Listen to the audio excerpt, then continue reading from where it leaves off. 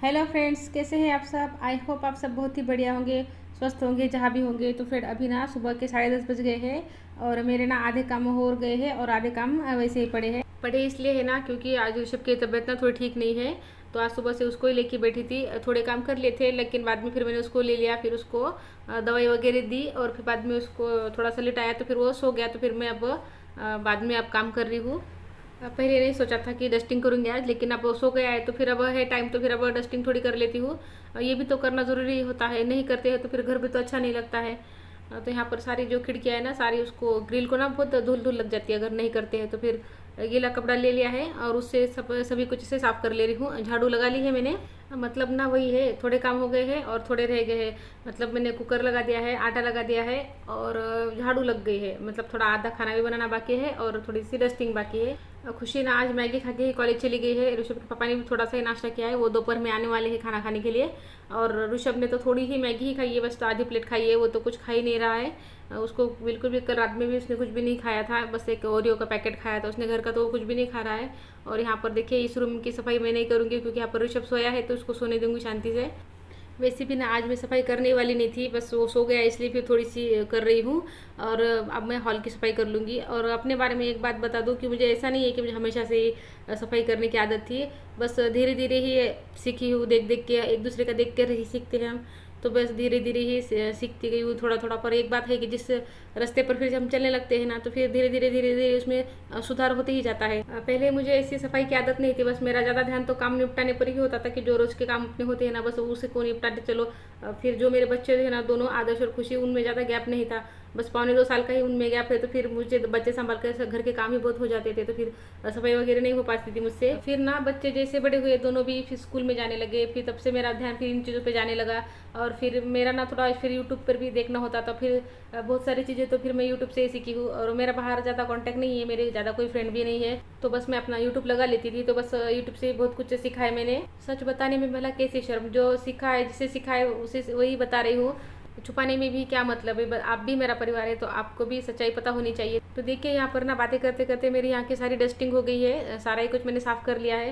यही होता है, बातों में ना टाइम किधर चला जाता है ना तो पता भी नहीं चलता है और काम भी ऐसे हो जाते हैं ना, कुछ लगता भी नहीं है कि कुछ मेहनत हो रही है। तो बस यहाँ पर की मेरी जो सफाई हो गई है और अब मैं जा रही हूँ किचन में खाना वगैरह बनाना है। तो उसके पहले तो फिर मैं ये तिल है ना, ये तिल धो के डालूंगी क्योंकि पतिदेव की बहुत दिनों से डिमांड है कि तिल की चटनी वगैरह बनाओ, तिल का मसाला होता है वो बनाओ।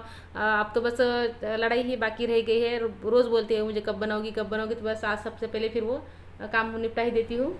आज ना ऋषभ सोया है ना, इसीलिए फिर आज मैं ये कर पा रही हूँ। नहीं तो रोज़ मैं पैकेट निकालती और फिर रख देती, रोज़ पैकेट निकालती और फिर रख देती हूँ। ऐसा 2-3 दिन से चल रहा है। बस आज उसका मुहूर्त जो है वो निकल गया है तिल धोने का, तो बस यहाँ पर तिल धो लूँगी। और तिल को ना जैसे धो लेते हैं ना तो अच्छा भी रहता है। तिल धो कर इतनी इसमें से गंदगी निकल गई है और जो कंकर वगैरह होते हैं ना सारे नीचे बैठ जाते हैं ना, तो फिर अच्छे से ऊपर ऊपर के जब तिल ले लेते हैं तो फिर वो कंकर भी नीचे ही रह जाते हैं। तो फिर कंकर लगते नहीं है तिल में, तो फिर जब धोते नहीं है ना तो फिर कंकर में से, इस तिल में से ना कंकर निकालने का कोई मुझे दूसरा रास्ता तो नहीं दिखता, क्योंकि इतने बारीक कंकर होते हैं ना उसमें, दिखते भी नहीं है एक तो, और समझ में भी नहीं आते। बस धो लेते हैं ना तो बस अच्छे से निकल जाते हैं। तो यहाँ पर मैंने तिल धो लिए है और मैं थोड़ी देर उसका पानी निकालने दूंगी और उसके बाद में उसको छत पर सुखा दूंगी।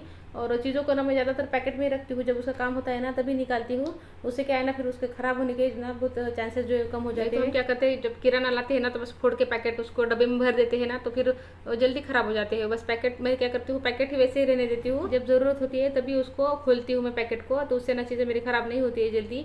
तो यहाँ पर जो है मैं अब सब्ज़ी बना रही हूँ। आज मैं बना रही हूँ जो खड़ी तुअर होती है ना, खेत में से लाते जो घुघरी, हम उसको घुघरी बोलते हैं। अब आप पता नहीं क्या बोलते हैं, तो मैं तो इसको घुघरी, यहाँ पर हमारी भाषा में इसको घुघरी बोलते हैं। तो फिर आज मैं बना रही हूँ घुघरी। और कुकर मैंने सुबह ही लगा दिया था। चावल और जो तुअर होती है उसको मैंने उबाल लिया था, और मसाले की जो पेस्ट करती है ना ग्रेवी के लिए वो जो लगती है ना, तो मैंने वो भी बना के रख ली थी और टमाटर की पेस्ट भी बना ली थी। तो तेल में मैंने पेस्ट डाल दी है। अब मैं उसको अच्छे से फ्राई कर लूँगी।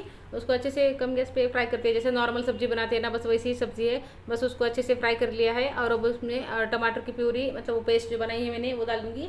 और अपने रेगुलर जो मसाले होते हैं ना बस वो डाल दूँगी, और वो उबाली हुई तुअर होती है वो डाल दूँगी, और उसको अच्छे से पानी डाल के उबाल लूँगी उसको। और अच्छे से पानी जो है ना अच्छा थोड़ा सा सूखने दूंगी फुल गैस पर, उससे ना उसका जो रसा होता है ना अच्छा टेस्टी लगता है। सब्जी ना सभी बच्चों को पसंद आती है, मुझे भी पसंद आती है, ऋषभ को तो बहुत पसंद आती है। उसका तो वैसे भी मुँह का स्वाद बिगड़ गया है ना, तो फिर वो बोल ही रहा है कि मम्मी घुघरी बनाओ, तो बस उसी के लिए बना रही हूँ मैं आज ये घुघरी। तो बस अब वो सब्जी जो है बन गई है और अब मैं उसमें हरा धनिया डाल दूंगी और अब ये उबल भी गई है। अब बस उसको साइड के गैस पे रख दूंगी थोड़ा सा रसा हटने के लिए। इस वाले गैस पर ना अब मैं रोटी बना लूँगी। रोटियाँ ज़्यादा नहीं बनानी है, 7-8 रोटी बनाती हूँ ना तो हो जाता है, ज़्यादा नहीं लगती है रोटियाँ मुझे। चावल भी है। रोटियाँ बनाने के बाद ना थोड़ा सा रस बना लूँगी। मतलब मैंने आम वगैरह निचोड़ के सारे रख लिए फ्रिज में, ठंडे ही है, बस उसको मिक्सी में से घुमाना बाकी है तो बस घुमा लूँगी एक बार और खाना खा लूँगी। क्योंकि आज ना मैंने नाश्ता नहीं किया है तो मुझे भी भूख लग गई है, क्योंकि आज ऋषभ थोड़ा ठीक नहीं था ना, तो बस मैं उसी के आगे पीछे घूम रही थी, उसी को लेके घूम रही थी, तो फिर मैंने नाश्ता नहीं किया था, सब बाकी के काम ही करने में लगी थी। तो फिर रोटियाँ बनती ही मैं फटाफट से पहले खा लूँगी। रोटियाँ ना यहाँ पर अब मेरी बन गई है और अब यहाँ पे जो मिक्सी में से मुझे रस घुमाना है बस वो घुमा लिया है मैंने। और अब मैं थोड़ा सा यहाँ पे सफाई कर लूँगी, थोड़ा सा, बाकी तो साफ़ ही था मेरा, बस इतना जो मैंने खाना बनाया है ना बस उतना ही साफ़ करना है मुझे। जब सुबह कुकर वगैरह लगाया था ना, नाश्ता हो गया था, तभी मैंने सारा जो काउंटर टॉप है सारा क्लीन कर लिया था।